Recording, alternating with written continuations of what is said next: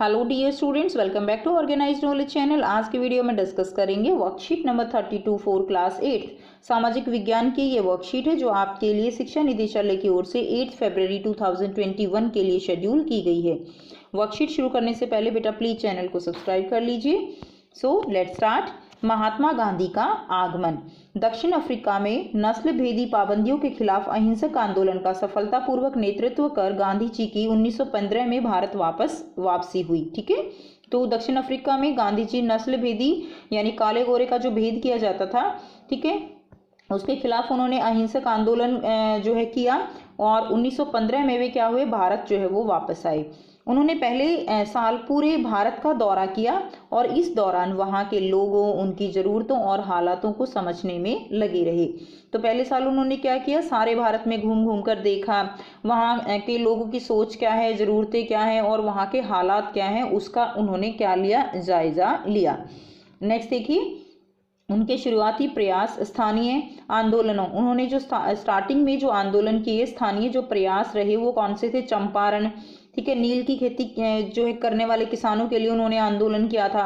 1917 में खेड़ा किसानों के लिए, 1918 और अहमदाबाद मिल मजदूरों के लिए। ठीक है, उसके बाद उन्होंने मिल मजदूरों के लिए उन्होंने आंदोलन किया। ये सब आंदोलन जो है उनके सामने आए। उसके बाद देखिए 1919 से 1922 के बीच उन्होंने और भी कई आंदोलनों, जैसे रॉलेट जो एक्ट आया था, सत्याग्रह आंदोलन किया, खिलाफत आंदोलन, असहयोग आंदोलन, उन सब का नेतृत्व उन्होंने किया था। रॉलेट सत्याग्रह के बारे में पढ़ेंगे। रॉलेट सत्याग्रह क्या था, तो 1919 में अंग्रेजी सरकार ने रॉलेट कानून पास किया जिसका उद्देश्य क्या था, अभिव्यक्ति की स्वतंत्रता, जैसे मूल अधिकारों पर अंकुश लगाना, पुलिस को और ज़्यादा अधिकार देना था। तो रॉलेट सत्याग्रह में अंग्रेजी सरकार ने जो है 1919 में ये कानून पास किया था कि जो व्यक्ति है वो स्वतंत्र रूप से अपनी बात नहीं कह पाएगा और जो पुलिस है उसको ज़्यादा अधिकार दे दिए गए थे। गांधी जी ने लोगों को से आह्वान किया और इस कानून का विरोध करने के लिए 6 अप्रैल 1919 को आंशिक विरोध के द्वारा अपमान और याचना दिवस के रूप में मनाया जाए और हड़ताल की जाए। तो गांधी जी ने लोगों को इकट्ठे होने के लिए, इस कानून का विरोध करने के लिए कहा। और ये बात सभी बच्चे जानते हैं कि गांधी जी जो है वो अहिंसा के पुजारी थे। ठीक है, वो जो अस्त्र शस्त्र हैं उनका विरोध करते थे।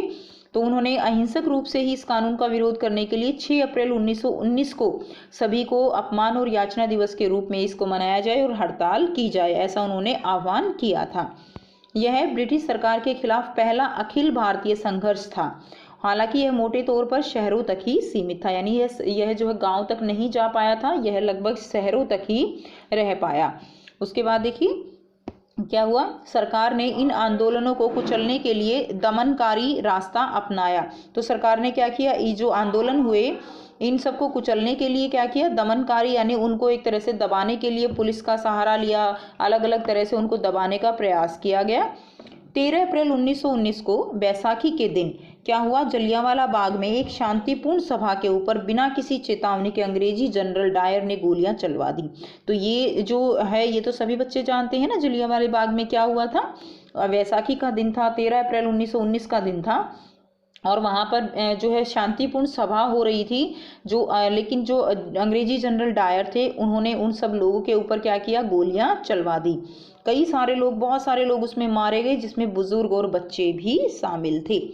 इस जनसंहार पर अपनी पीड़ा और गुस्सा जताते हुए रविंद्रनाथ टैगोर ने अपनी नाइटहुड की पदवी लौटा दी थी। तो रविंद्रनाथ टैगोर जी, जिनको नाइटहुड की पदवी मिली हुई थी, इस जनसंहार जब हुआ था तो इसके ऊपर अपना रोष, अपना गुस्सा दिखाते हुए उन्होंने अपनी ये पदवी जो है वो सरकार को वापस कर दी थी।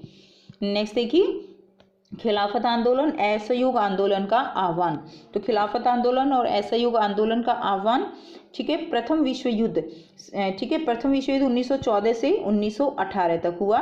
और इसमें क्या हुआ, इस युद्ध में तुर्की की हार के बाद अंग्रेजों ने तुर्की के सुल्तान, जो पूरे विश्व के मुसलमानों का खलीफा माना जाता था, उनके ऊपर बहुत सख्त जो है वो संधि थोप दी थी।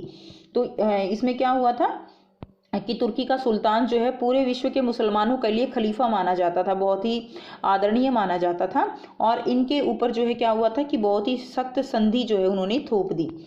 उसके बाद देखिए जलियांवाला बाग हत्याकांड के बाद अंग्रेजों से गुस्सा हुए भारतीय मुस्लिम इस संधि से आग बबूला हो गए।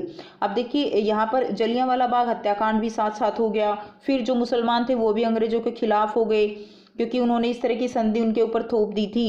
और क्या हुआ था, जलियांवाला बाग हत्याकांड के कारण बहुत सारे लोग मारे गए। ठीक है, उसके बाद खिलाफत आंदोलन के नेता जो है वो कौन थे, मोहम्मद अली और शौकत अली। इन्होंने भी क्या किया, अंग्रेजों के खिलाफ आंदोलन शुरू कर दिया। यानी एक तरह से क्या हुआ कि हिंदू और मुस्लिम दोनों ही जो है, दोनों ही धर्म के लोग अंग्रेजों के खिलाफ हो गए, जिसका उद्देश्य तुर्की के सुल्तान यानी खलीफा की शक्तियों को फिर से बहाल करना था। तो ये जो खिलाफत आंदोलन था ये क्यों किया गया था, इसका मुख्य कारण यही था कि जो तुर्की के सुल्तान है जिनके ऊपर संधि थोपी गई थी, उनकी जो शक्तियां हैं वो उनको वापस देने का काम करवाना था। गांधी जी ने जो है उनके आह्वान का समर्थन किया और कांग्रेस से आग्रह किया कि वह पंजाब में हुए अत्याचारों, जलियांवाला बाग हत्याकांड और खिलाफत के मामले में हुए अत्याचारों के खिलाफ आवाज उठाए और स्वराज की मांग करे। तो ऐसा गांधी जी ने आह्वान किया। क्योंकि गांधी जी ने ऐसा आह्वान, आप बता सकते हो ना क्यों किया, क्योंकि वो चाहते थे कि जो हिंदू मुस्लिम है वो एकता बनी रहे, वो टूटे नहीं। इसलिए उन्होंने अब खिलाफत आंदोलन और जो जलियांवाला बाग हत्याकांड, ठीक है, तो इसमें हिंदू और मुस्लिम दोनों को ही उन्होंने शामिल किया ताकि ब्रिटिश जो सरकार है उसके खिलाफ ज्यादा से ज्यादा जो है लोग खड़े हो जाएं और स्वराज की मांग करें। अब बेटा देखिए यहाँ पर 5 क्वेश्चन दिए गए हैं जिनके आंसर हम 1 बाय 1 करेंगे। फर्स्ट क्वेश्चन है, 1915 में भारत आने के बाद गांधी जी द्वारा किए गए कुछ स्थानीय आंदोलनों के नाम लिखिए।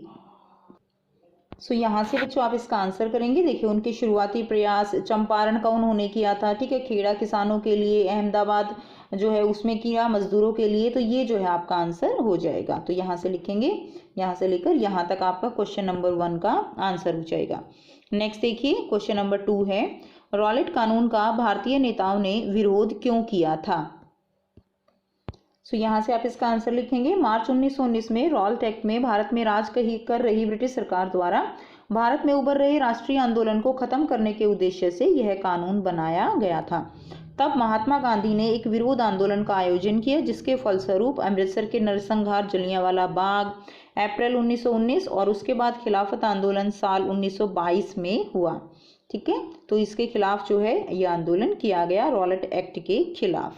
नेक्स्ट देखिए क्वेश्चन नंबर 3 है, खिलाफत आंदोलन क्या था, उसके नेताओं के नाम लिखिए। तो बेटा हमने यहाँ पे पढ़ा था ना कि खिलाफत आंदोलन क्या था, कि जो विश्व के मुसलमानों का खलीफा माना जाता था तुर्की के हार के बाद, ठीक है, उनके ऊपर जो संधि थोप दी थी उसके खिलाफ जो है खिलाफत आंदोलन चलाया गया था ताकि उनको उनका जो अधिकार हैं वो वापस मिल सके।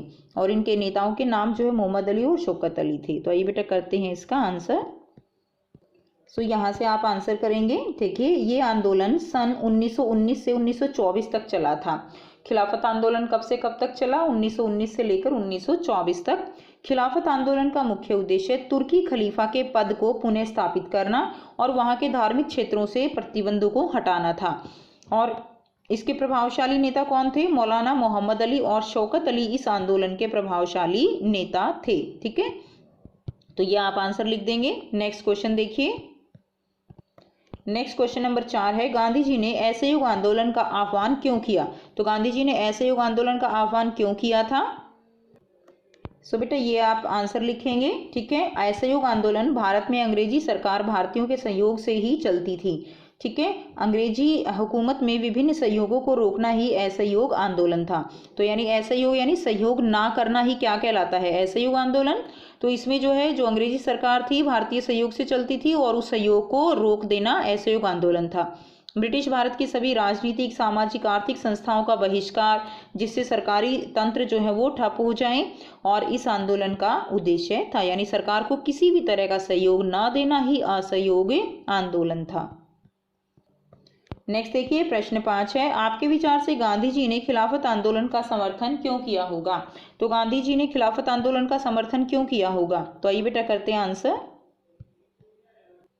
सो यहाँ से आप इसका आंसर करेंगे। देखिए गांधी जी ने खिलाफत आंदोलन का समर्थन इसलिए किया क्योंकि गांधी जी मुस्लिम और हिंदुओं को एक साथ जोड़ना चाहते थे और वह मुसलमानों को अपनी तरफ मिलाना चाहते थे ताकि हिंदू मुस्लिम एकता बनी रहे और ब्रिटिश सरकार कमजोर हो जाए, इसलिए उन्होंने खिलाफत आंदोलन का समर्थन किया।